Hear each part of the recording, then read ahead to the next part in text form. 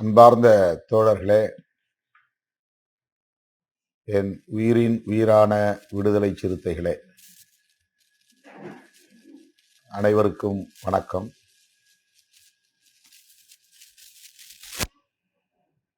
பத்து நாட்களுக்கு பிறகு உங்களை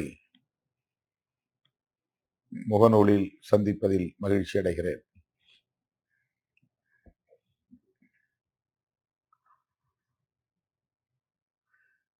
இயற்கை சிகிச்சை பெறுவதற்காக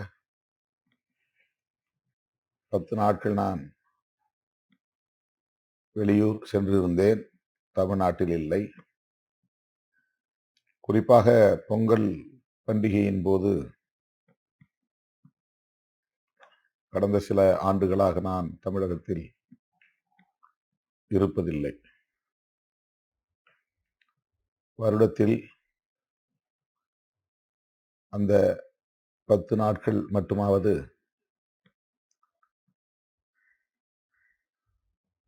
தனிமையில் இருக்க வேண்டும், சிகிச்சை பெற வேண்டும், அமைதியாக ஓய்வெடுக்க வேண்டும் என்று தொடர்ந்து 3 ஆண்டுகளாக நான் தமிழகத்தில் பொங்கல் பண்டிகையின் போது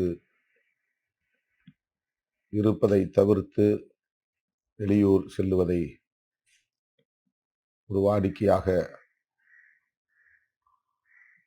மாற்றியிருக்கிறேன். ஆக கடந்த 10 நாட்கள் பொங்கல் பண்டிகை உட்பட நான் தமிழகத்தில் இல்லை. நேற்று சென்னைக்கு திரும்பினேன். நேற்று இரவுதான் சென்னைக்கு திரும்பினேன். இன்று காலையில் சில முக்கியமான சந்திப்புகள் இருந்தன. அந்த சந்திப்புகளை எல்லாம் நிறைவு செய்துவிட்டு அல்லது முடித்து கொண்டு நண்பகல் வேளையில் கட்சி அலுவலகம் திரும்பினேன். ஏறத்தாழ 8 மணி நேரம் ஒரே இடத்தில் நின்றவாறு தலைமையகத்தில் திரண்டிருந்த கட்சி தோழர்களையும் பொதுமக்களையும் இன்றைக்கு சந்திக்க நேர்ந்தது.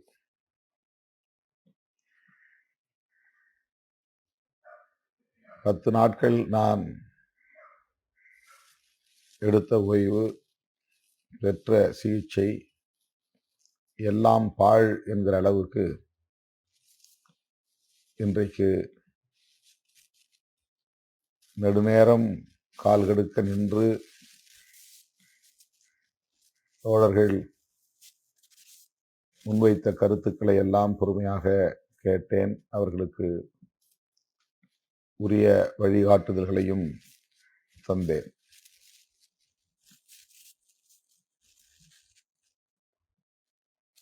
என் உயிரின் உயிரான விடுதலை சிறுத்தைகளுக்கு நான் விடுக்கிற வேண்டுகோள், நான் சென்னையில் இருக்கிற போது என்னை சந்திப்பதற்காக வருகிற தோழர்கள் நான் தங்கியிருக்கும் வேளச்சேரிக்கு வருவதை முற்றாக தவிர்க்க வேண்டும் என்று கேட்டுக்கொள்கிறேன். இந்த கட்டிடத்தில் இப்போது பள்ளிக்கூடம் இயங்கிக் கொண்டிருக்கிறது. பிள்ளைகளுக்கும் பெற்றோர் உள்ளிட்ட இந்த பிள்ளைகளின் குடும்பத்தினருக்கும் அது பெரும் இடைஞ்சலாக இருக்கிறது.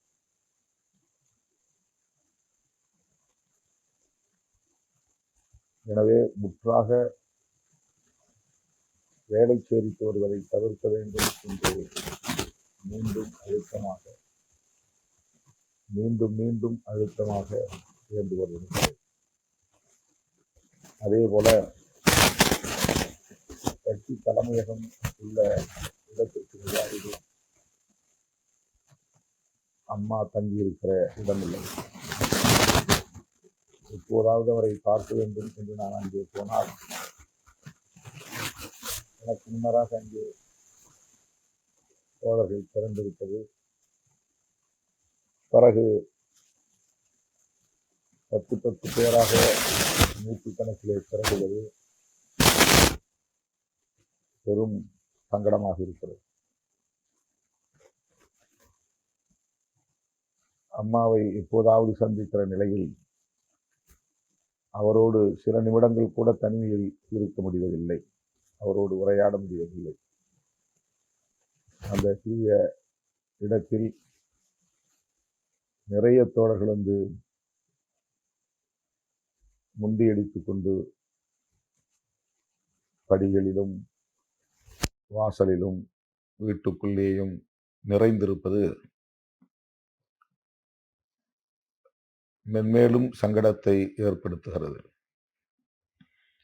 எனவே இயக்கத்தின் முன்னோடிகள், கட்சி தலைமையகமான அம்பேத்கர் திடலில் மட்டுமே என்னை சந்திப்பது என்பதை ஒரு உறுதியான நிலைப்பாடாக மேற்கொள்ள வேண்டும். காலையிலிருந்து வந்து காத்து கிடக்கிறேன் என்று பல தோழர்கள் என்னை சந்திக்கிற போது அங்கலாய்த்துக் கொள்கிறார்கள். வேறு எந்த வேலையும் இல்லாமல் அதிகாலை 6 மணியிலிருந்து நள்ளிரவு 1 மணி வரையிலும் கட்சி தோழர்களை மட்டுமே சந்தித்துக் கொண்டிருந்தால் கட்சியின் கட்டமைப்பில், மறுசீரமைப்பில் உள்ள தேக்கத்தை எப்படி நான் சரி செய்வது? இன்னும் புதிதாக அறிவிக்கப்பட வேண்டிய பொறுப்பாளர்களை எப்படி நான் தேர்வு செய்வது? கடந்த நவம்பர் 7ஆம் தேதியிலிருந்து ஜனவரி 3ஆம் தேதி வரையில் ஒரு விடுதியில், ஹோட்டலில் தங்கி இந்த பணிகளை நான் பார்த்தேன். அவ்வப்போது வெளியே ஒப்புக்கொண்ட நிகழ்வுகளுக்காக செல்லுகிற கட்டாயமும் இருந்தது. நான் எங்கே தங்கியிருக்கிறேன் என்பதை மோப்பம் பிடித்து அங்கேயும் தோழர்கள் வந்து எனக்கு நெருக்கடியை தந்தார்கள் என்பது கசப்பான ஒரு உண்மை. இதையும் தோழர்கள் தவிர்க்க வேண்டும் என்று நான் கேட்டுக்கொள்கிறேன். அதை போல நான் தங்குகிற இடத்திலிருந்து வெளியே எங்கே புறப்பட்டாலும், எந்த நிகழ்வுக்கு போனாலும், கூட்டணி கட்சி தலைவர்களை சந்திக்க போனாலும், முதலமைச்சரை சந்திக்க போனாலும் பின்னாலேயே துரத்தி கொண்டு வருகிற போக்கு ஏற்புடையதல்ல. என்னுடைய வேலைகளை முடித்து கொண்டு நான் தலைமையகம் வருகிற போது அங்கே காத்திருந்து என்னை சந்திப்பதுதான் நாகரிகமான ஒரு அணுகுமுறை. எனவே இயக்கத்தோழர்கள் அதனையும் உணர்ந்து புரிந்து கடைபிடிக்க வேண்டும், பின்பற்ற வேண்டும் என்று கேட்டுக்கொள்கிறேன். முக்கியமாக சில தகவல்களை உங்களோடு நான் பகிர்ந்து கொள்ள விழைகிறேன். ஜனவரி 25 தாய் தமிழ் காத்த போராளிகளின் வீரவணக்க நாள்.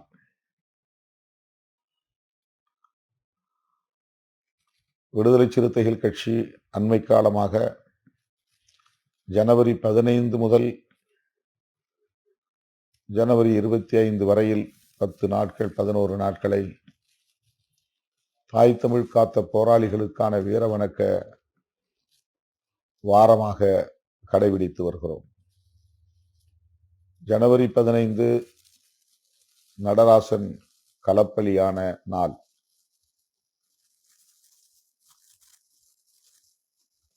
அந்த நாளை நினைவு கூர்ந்து நடராசன், தாளமுத்து ஆகிய தோழர்களுக்கும் வீர வணக்கம் செலுத்த வேண்டியது தமிழ் உணர்வுள்ள ஒவ்வொருவரின் கடமையாகும்.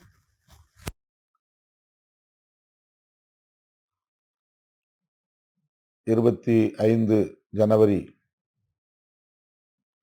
திராவிட முன்னேற்றக் கழகம், அனைத்திந்திய அண்ணா திராவிட முன்னேற்றக் கழகம் உள்ளிட்ட திராவிட இயக்கங்களால் மொழிப்போர் தியாகிகளின் நினைவு நாளாக கொண்டாடப்பட்டு வந்த நிலையில் திராவிட இயக்கங்களை தாண்டி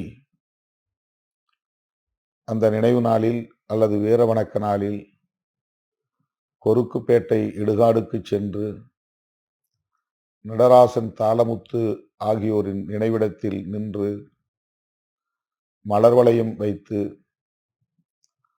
அவர்களுக்கு வீர வணக்கம் செலுத்துகிற நடைமுறையை பின்பற்றிய முதல் இயக்கம் விடுதலை சிறுத்தைகள் கட்சி. அதாவது திமுக, அதிமுக உள்ளிட்ட திராவிட கட்சிகளை தாண்டி அந்த மொழி போராளிகளின் நினைவிடத்திலே வீர வணக்கம் செலுத்துகிற ஒரு நடவடிக்கையை, அணுகுமுறையை கையாண்ட ஒரு இயக்கம். இன்னும் சொல்ல போனால் ஒரு அம்பேத்கர் இயக்கம். முதலாக அந்த களத்தில் அடியெடுத்து வைத்த இயக்கம் விடுதலை சிறுத்தைகள் கட்சி.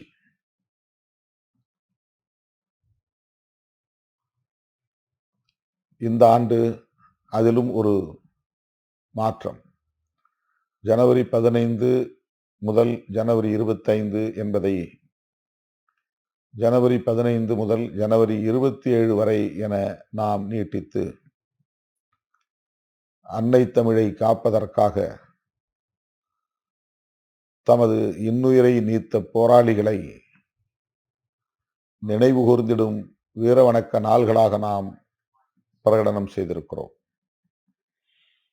ஜனவரி 27 என்பது அண்ணாமலை பல்கலைக்கழகத்தை சார்ந்த மாணவன் ராஜேந்திரன் படுகொலையான நாள். மாணவர் போராட்டம் மொழி போர்க்களத்தில் முதலில் வெடித்தது அண்ணாமலை பல்கலைக்கழகத்தில் தான். அந்த பல்கலைக்கழகத்தை சார்ந்த மாணவன் ராஜேந்திரன் துப்பாக்கிச் சூட்டுக்கு பலியாக நேர்ந்தது. அந்த போராளிக்கு அண்ணாமலை பல்கலைக்கழகத்தின் வாசலில் இன்றும் ஒரு திருவுருவச் சிலை நிறுவப்பட்டிருக்கிறது. எனவே அந்த போராளிக்கும் வீர வணக்கம் செலுத்த வேண்டியது நம்முடைய கடமை. எனவே இந்த ஆண்டு ஜனவரி 15 முதல் ஜனவரி 27 வரையில் மொழி போராளிகளை நினைவு கூர்ந்திடும்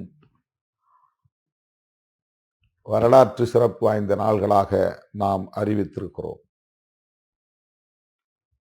இந்த சூழலில் இயக்கத் தோழர்களுக்கு நான் விடுக்கிற வேண்டுகோள், நாளை ஜனவரி 25 தாய் தமிழ் காத்த போராளிகளின் வீர வணக்க நாளில்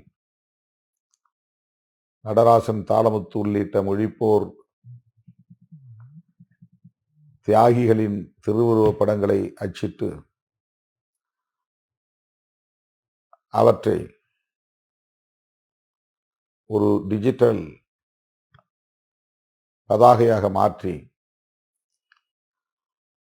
ஒரு இடத்திலே வைத்து இயக்கத் தோழர்கள் திரண்டு மலர் தூவி அவர்களுக்கு வீர வணக்கம் செலுத்த வேண்டும் என்று கேட்டுக்கொள்கிறேன். 1965ஆம் ஆண்டு வெடித்த மொழி போராட்டத்தின் போது முதலில் தனது உடலில் தீ வைத்து தன்னை மாய்த்து கொண்ட போராளி அரியலூர் அருகே உள்ள கீழப்பழுவூர் சின்னசாமி. அதன் பிறகுதான் அடுத்தடுத்து பல இளைஞர்கள் தங்களை நெருப்புக்கு இரையாக்கி கொண்டார்கள், நஞ்சு அருந்தி மாண்டார்கள், தூக்கு கயிற்றில் தொங்கி அன்னை தமிழை காத்தார்கள். அப்படி அடுத்தடுத்து ஏராளமானவர்கள் அந்த மொழி போராட்ட களத்தில் பலியாக நேர்ந்தது. ஆக அத்தனை பேருக்கும் ஒட்டுமொத்தமாக நாம் வீரவணக்கம் செலுத்தி அவர்கள் எந்த நோக்கத்திற்காக இந்தி திணிப்பை எதிர்த்தார்களோ அந்த நோக்கத்தை அடைகாக்கிற வகையிலும் இந்தியை தமிழ் மண்ணில் திணிக்கிற முயற்சியை தடுத்து முறியடிக்கிற வகையிலும் கொள்கை புரிதலோடு இந்த களத்தில் நாம் போராட கடமைப்பட்டவர்களாக இருக்கிறோம். ஆகவே நாளை தாய் தமிழ் காத்த போராளிகளின் வீரவணக்க நாள். அந்த நாளில் இயக்கத் தோழர்கள் ஆங்காங்கே மொழிப்போர் தியாகிகளுக்கு வீரவணக்கம் செலுத்த வேண்டும் என்று நான் கேட்டுக்கொள்கிறேன். சென்னையில் கொருக்குப்பேட்டையிலே நடராசன் தாளமுத்துவின் நினைவிடம் உள்ளது. அதேபோல மருத்துவர் தர்மாம்பாள் அவர்களின் கல்லறையும் உள்ளது. ஆண்டுதோறும் நான் நூற்றுக்கணக்கான ஆயிரக்கணக்கான சிறுத்தைகளோடு ஊர்வலமாக சென்று மலர் தூவி அவர்களுக்கு வீரவணக்கம் செலுத்தி வருவதை கடைபிடித்து வருகிறேன். இந்த ஆண்டு அந்த நிகழ்விலே என்னால் பங்கேற்க இயலாத ஒரு சூழல். நாளை நான் சிதம்பரம் அருகே உள்ள கீரைப்பாளையத்தில் காங்கிரஸ் இயக்கத்தின் மேனாள் தமிழ்நாடு தலைவர் அண்ணன் அழகிரி அவர்களின் துணைவியார் மறைந்த நிலையில் அவருடைய படத்திறப்பு நிகழ்வில் பங்கேற்பதற்காக செல்ல வேண்டிய சூழல் உள்ளது. ஆகவே நாளை என்னால் கொருக்குப்பேட்டையில் நடைபெற உள்ள வீரவணக்க நிகழ்வுகளை பங்கேற்க இயலாது. நான் இல்லை என்பதனால் தோழர்கள் அங்கே சென்று அவர்களுக்கு வீரவணக்கம் செலுத்துகிற நிகழ்வில் பங்கேற்காமல் இருந்து விடக்கூடாது. புதிதாக நியமனம் செய்யப்பட்டுள்ள அத்தனை மாவட்ட பொறுப்பாளர்களும் மண்டல பொறுப்பாளர்களும் தன்னியல்பாக திரண்டு செல்ல வேண்டும். ஒருவர் கூட இதற்கு சாக்குப்போக்கு சொல்லக்கூடாது. சென்னை மாவட்டத்தில் மட்டும் 22 மாவட்ட செயலாளர்கள், 3 மண்டல பொறுப்பாளர்கள் அத்தனை பேரும் நாளை கொருக்குப்பேட்டையிலே நடராசன் தாளமுத்து தர்மாம்பாள் ஆகியோருக்கு வீரவணக்கம் செலுத்த வேண்டும் என்று நான் கேட்டுக்கொள்கிறேன். இது ஜனவரி 25. ஜனவரி 27 அண்ணாமலை நகர் பல்கலைக்கழகத்தில் அண்ணாமலை பல்கலைக்கழகத்தின் வாசலில் நிறுவப்பெற்றுள்ள தாய் தமிழ் காத்த போராளி ராஜேந்திரனின் திருவுருவச் சிலைக்கு மாலை அணிவிக்க இயக்கத்தின் சார்பில் ஒருங்கிணைக்கப்படுகிறது. கடலூர் மாவட்டத்தை சார்ந்த தோழர்கள் இந்த முன்னெடுப்பை செய்து வருகிறார்கள். எனவே நான் அன்றைக்கு காலையில் ராஜேந்திரன் அவர்களின் திருவுருவச் சிலைக்கு மாலை அணிவித்து வீரவணக்கம் செலுத்த இருக்கிறேன். இயக்க தோழர்கள் அதில் பங்கேற்க வேண்டும், தவறாமல் பங்கேற்க வேண்டும் என்று வேண்டுகோள் விடுக்கிறேன். இதற்கடுத்து ஜனவரி 29 கரும்புலி முத்துக்குமாரின் நினைவு நாள். அவருடைய குடும்பத்தினர், அவர் உட்பட அவருடைய குடும்பத்தினர் தங்கியிருந்த பகுதி கொளத்தூர் பகுதி, சென்னையில், வட சென்னையில். அங்கேயும் ஆண்டுதோறும் நாம் ஜனவரி 29ஆம் தேதி செல்லுவது உண்டு. சில நாட்களில் நாம் தென் மாவட்ட சுற்றுப்பயணத்தை மேற்கொள்ளும் நிலை இருந்தது. அப்போதெல்லாம் கரும்புலி முத்துக்குமாரின் சொந்த கிராமத்திற்கு சென்று நமது கட்சியின் சார்பிலே நிறுவப்பட்டுள்ள அரை உருவ வெண்கல சிலைக்கு, முத்துக்குமாரின் திருவுருவச் சிலைக்கு மாலை அணிவித்து அந்த மகத்தான போராளிக்கு வீரவணக்கம் செலுத்தி வருவதை கடமையாக பின்பற்றி வருகிறோம். இந்த ஆண்டு அவ்வாறு கொளத்தூருக்கு செல்ல அல்லது அவருடைய சொந்த கிராமத்திற்கு செல்ல இயலாத ஒரு சூழல், ஒரு நெருக்கடி உள்ளது. ஆகவே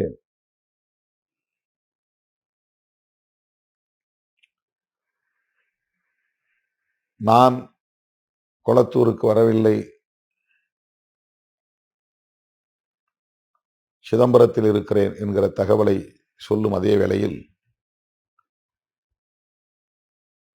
27ஆம் தேதி 29ஆம் தேதி கொளத்தூருக்கு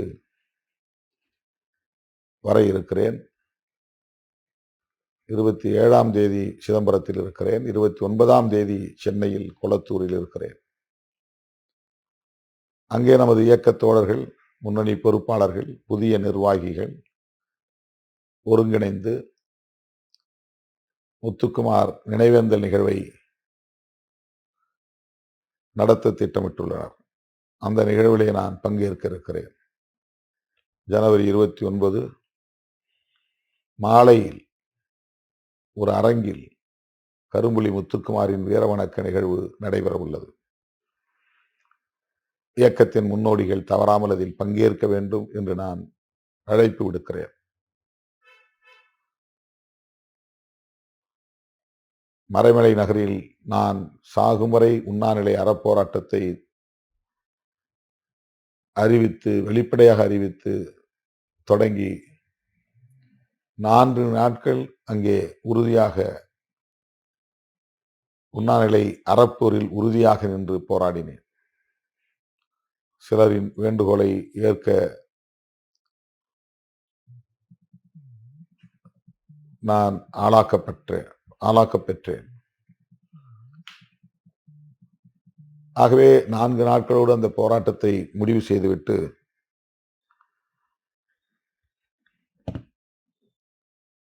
அந்த போராட்டத்தை தொடர இயலவில்லையே என்கிற பெருங்கவலையோடு இருந்த காலம். அப்போது கூடுதலாக பெருங்கவலையிலும் பெருங்கவலை, அதீத பெருங்கவலை உருவாகக்கூடிய வகையில் தம்பி முத்துக்குமார் தன் உடலை தீக்கு, நெருப்புக்கு இரையாக்கினான்.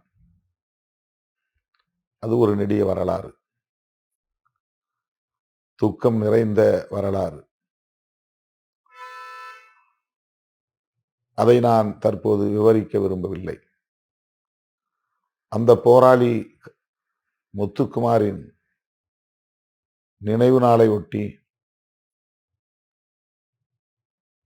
கொளத்தூரில் ஒருங்கிணைக்கப்பட உள்ள அந்த வீரவணக்க நிகழ்வில் நான் பங்கேற்று உரையாற்ற இருக்கிறேன். அப்போது ஒரு பாடல் வெளியீட்டு விழாவும் நடைபெற உள்ளது. ஈழ விடுதலை களத்தில் தன்னை எதிரிகளின் சூழ்ச்சிக்கு பலியாகக்கூடிய வகையிலே தன்னைத்தானே காவு கொடுத்து கொண்ட களப்பலியான தோழர் திலீபனை நினைவு கூர்ந்து நான் எழுதிய கவிதை ஒன்று இசையின் மூலம் உயிர்ப்பு கொடுத்து ஒரு பாடலாக வெளிவருகிறது. அந்த பாடல் வெளியீட்டு விழா நிகழ்வில், கரும்புலி முத்துக்குமாரின் வீரவணக்க நிகழ்வில் பங்கேற்பதற்கு இளமுரசு அண்ணன் சத்யராஜ் அவர்கள் இசைவளித்திருக்கிறார். அவரோடு மருத்துவர் தாயப்பன்,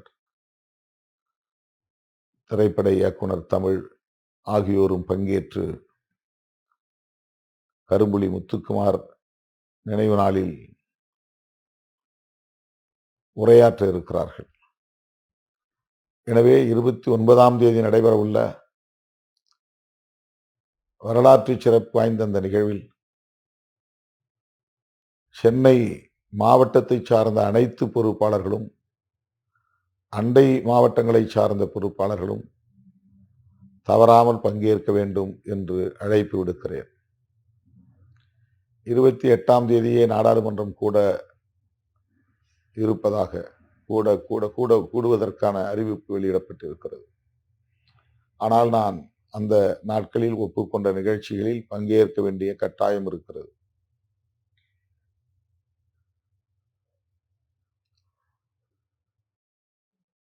எனவே பாராளுமன்றமும் செல்ல முடியாத ஒரு சூழல். ஏற்கனவே ஒப்புக்கொண்ட நிகழ்ச்சிகளில் பங்கேற்க வேண்டும் என்கிற ஒரு கட்டாயம் கிட்டத்தட்ட 5 நாட்களுக்கு மேலாக நான் ஒப்புக்கொண்ட நிகழ்ச்சிகளுக்கு செல்ல வேண்டிய நெருக்கடிக்கு உள்ளாகி இருக்கிறேன். இவ்வாறான நெருக்கடி மிகுந்த சூழலிலும் நம்முடைய கடமைகளை தவறாமல் நாம் ஆற்ற வேண்டும் என்கிற நிலையில் ஒப்புக்கொண்ட நிகழ்ச்சிகளில் பங்கேற்பதை முன்னுரிமை கொடுத்து உங்களுடைய அழைப்பை ஏற்று அல்லது ஏற்கனவே வடிவமைக்கப்பட்ட வரையறுக்கப்பட்ட செயல் திட்டங்களின் அடிப்படையில் நான் பல நிகழ்ச்சிகளில் பங்கேற்க இருக்கிறேன். 30, 31 பிப்ரவரி 1 ஆகிய நாட்களிலெல்லாம் நான் டெல்லியில் இருந்தாக வேண்டும். ஆனாலும் கூட ஒப்புக்கொண்ட நிகழ்ச்சிகளில் பங்கேற்க வேண்டும் என்கிற நெருக்கடியில் நிற்கிறேன். இந்த சூழலில் என் உயிரின் உயிரான விடுதலை சிறுத்தைகள் யாவருக்கும் நான் தெரிவித்துக் கொள்ள விரும்புவது, நீங்கள் அத்தனை பேரும் எனக்கு முக்கியம். உங்கள் ஒவ்வொருவரின் உணர்வுகளையும் நான் உள்வாங்கியவன். உங்கள் எதிர்பார்ப்புகளை நிறைவேற்ற வேண்டும் என்கிற துடிப்புள்ளவன். அதற்காக நான் ஆழ சிந்தித்து உங்கள் அத்தனை பேரையும் அரசியல்படுத்த வேண்டும் என்கிற அடிப்படையில் அதிகாரத்தை பகிர்ந்தளிக்கும் நிலைப்பாட்டை மேற்கொண்டேன். எந்த அரசியல் கட்சியும் முன்னெடுக்காத ஒரு முயற்சி. ஒரு சட்டமன்றத்திற்கு ஒரு மாவட்ட செயலாளர் என்கிற நிலைப்பாடு. அதை வெறுமன அறிவிப்பாக நிறுத்தி விடாமல் அதை நடைமுறைப்படுத்தி காட்டும் வகையிலே அண்மையில் 234 சட்டமன்ற தொகுதிகளுக்குமான தொகுதி மாவட்ட செயலாளர்களை அறிவித்திருக்கிறோம். நமக்கு இது சாதாரணமாக தெரியும். அரசியல் நுட்பம் தெரிந்தவர்களுக்கு இது எவ்வளவு முற்போக்கானது, கடினமானது, துணிச்சலானது என்பதை அவர்களால் புரிந்து கொள்ள முடியும். அப்படிப்பட்ட ஒரு கடினமான வேலையை, துணிச்சலான வேலையை இன்றைக்கு நாம் முன்னெடுத்திருக்கிறோம். மாவட்ட நிர்வாகம், மாவட்ட செயலாளர், மாவட்ட பொருளாளர், மாவட்ட செய்தி தொடர்பாளர், மாவட்ட துணை செயலாளர்கள் மற்றும் மாவட்ட நிர்வாக குழு உறுப்பினர்கள், மாவட்ட செயற்குழு உறுப்பினர்கள் என்று அதை விரிவடைய செய்திருக்கிறேன். மகளிர் விடுதலை இயக்கமும் இளஞ்சிறுத்தைகள் எழுச்சி பாசறையும் நேரடியாக கட்சியின் அங்கங்களாக இருக்கும் என்பதையும் அறிவிப்பு செய்து,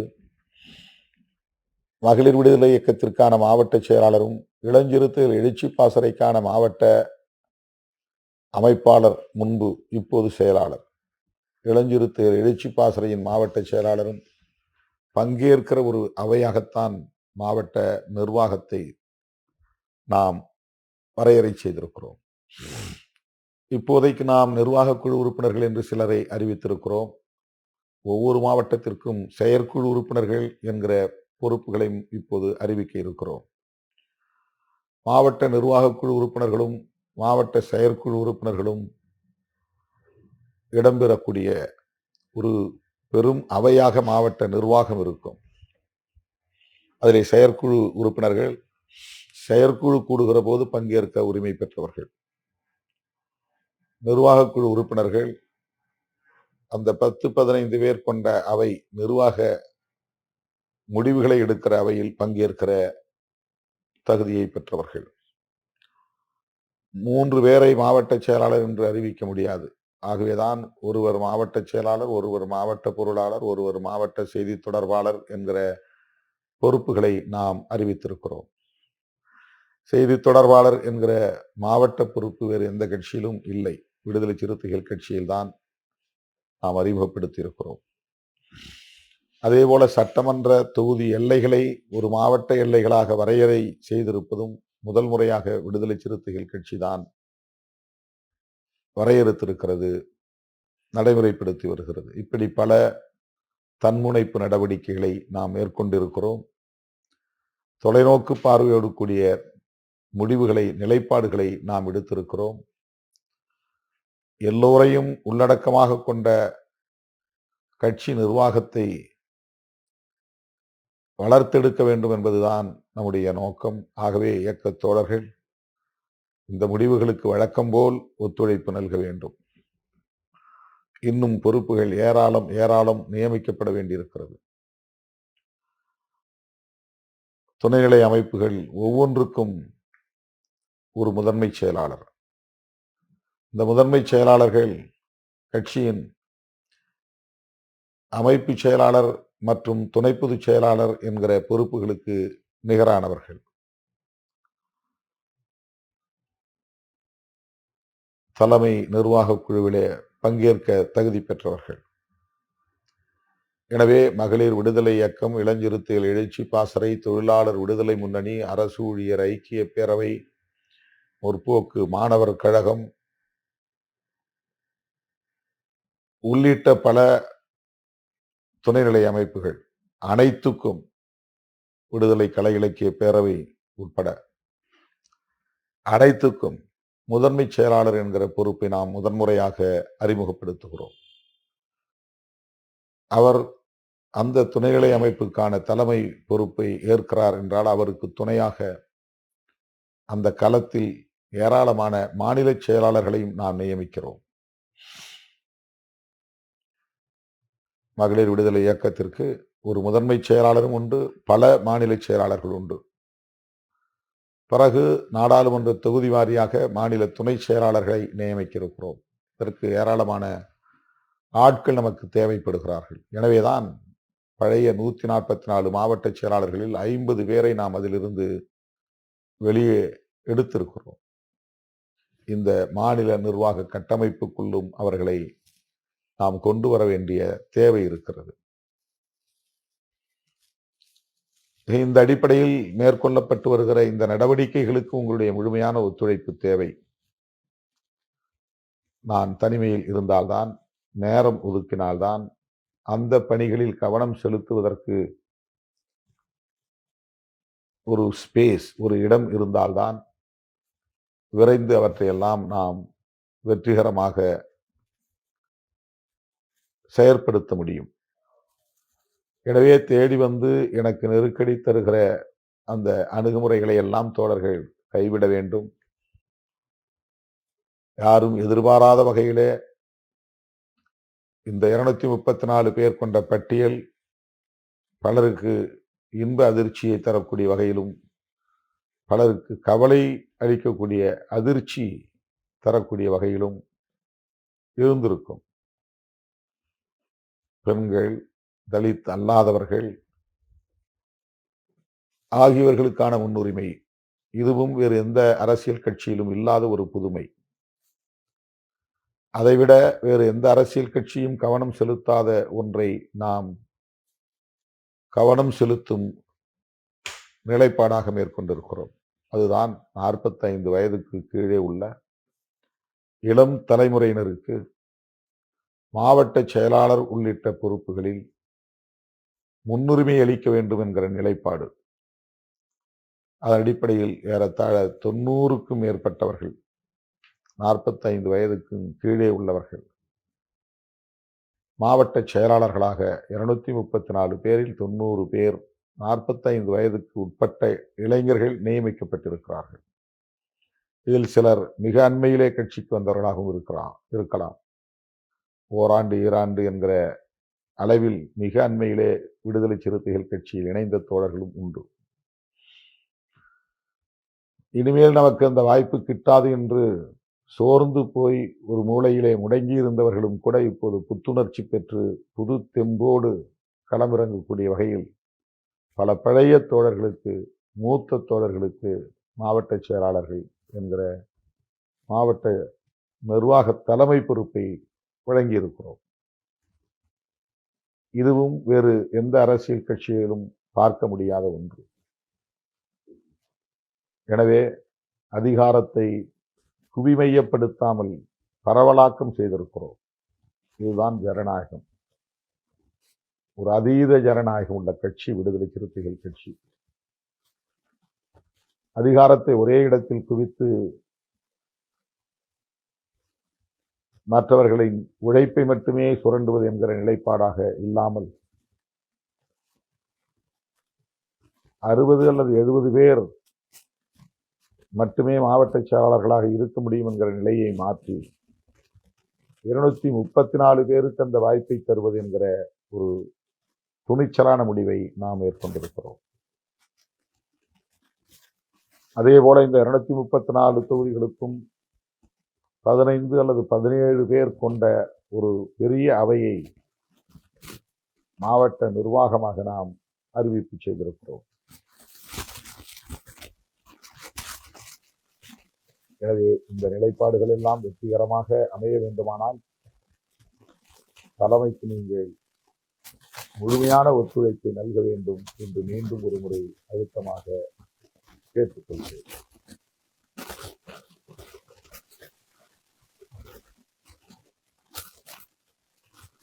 இயக்க தோழர்கள்,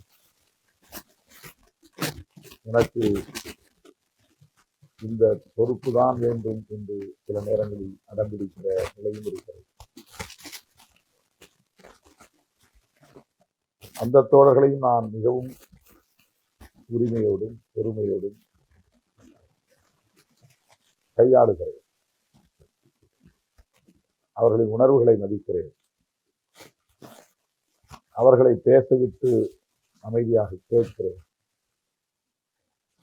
அவர்களின் எதிர்பார்ப்பை எப்படியாவது நிறைவேற்ற முடியுமா என்று யோசிக்கிறேன், திட்டமிடுகிறேன். யாரையும் நாம் குறைத்து மதிப்பிட்டு விட முடியாது. யாரையும் நாம் அலட்சியப்படுத்தி விட முடியாது. யாரையும் நாம் அதிகார பகிர்வு இல்லை என்று புறந்தள்ளிவிட முடியாது. உயர்ந்த நோக்கத்தோடு தொலைநோக்கு பார்வையோடு கட்சியின் கட்டமைப்பில் நாம் ஏற்படுத்தி வருகிற இந்த மாற்றங்கள் அரசியல் களத்தில் பெரும் தாக்கத்தை ஏற்படுத்தும் என்று நான் பெரிதும் நம்புகிறேன். எனவே என் உயிரான விடுதலை சிறுத்தைகள் அனைவருக்கும் நான் விடுக்கிற வேண்டுகோள், கட்சியின் மறுசீரமைப்பு நடவடிக்கையை உங்களுடைய முழுமையான ஒத்துழைப்பை நல்க வேண்டும் என்று கேட்டுக்கொள்கிறேன். யாரும் அவசரப்பட வேண்டாம். எல்லோருக்கும் உங்கள் விருப்பப்படி அமையாவிட்டாலும் கூட உரிய பொறுப்பை வழங்குவதற்கு என்னால் முடியும் என்று நான் நம்புகிறேன். அதற்கு சற்று பொறுமை தேவை, அவகாசம் தேவை. 26ஆம் தேதி தலைமையகத்தில் மண்டல பொறுப்பாளர்கள் கலந்தாய்வு கூட்டம், முதல் கூட்டம் நடைபெற உள்ளது. 39 மண்டல செயலாளர்கள், 39 நாடாளுமன்ற தொகுதிகளுக்கும் தலா 3 மண்டல துணை செயலாளர்கள் என்கிற முறையில் அனைத்து மாவட்ட மண்டல துணை செயலாளர்களும் மண்டல செயலாளர்களோடு வருகை தர வேண்டும். இந்த கூட்டத்தில் பங்கேற்க வேண்டும். தேர்தல் ஆணையத்தின் வழிகாட்டுதலின்படி பூத் லெவல் ஏஜென்ட் 1, அதாவது BLA 1 நியமிக்கப்பட வேண்டும். 234 பேரும் BLA 1 அவர்கள் PLA 2 என்கிற பொறுப்பாளர்களை அடுத்து நியமிக்கிற அதிகாரம் பெற்றவர்களாக இருப்பார்கள். எனவே மண்டல பொறுப்பாளர்களின் கூட்டத்தில் BLA 1 நியமனம் செய்வது தொடர்பாக நாம் கலந்துரையாட இருக்கிறோம், கருத்துக்களை பகிர்ந்து கொள்ள இருக்கிறோம். மேலும் கட்சியின் கட்டமைப்பு குறித்த கருத்துக்களையும் பகிர்ந்து கொள்ள இருக்கிறோம். எனவே மண்டல பொறுப்பாளர்கள் கூட்டத்திற்கு மாவட்ட செயலாளர்கள் மட்டுமின்றி மண்டல துணை செயலாளர்களும் கட்டாயம் பங்கேற்க வேண்டும் என்று அழைப்பு விடுக்கிறேன். மற்றவை பின்னர் மீண்டும் சந்திப்போம். அனைவருக்கும் நன்றி.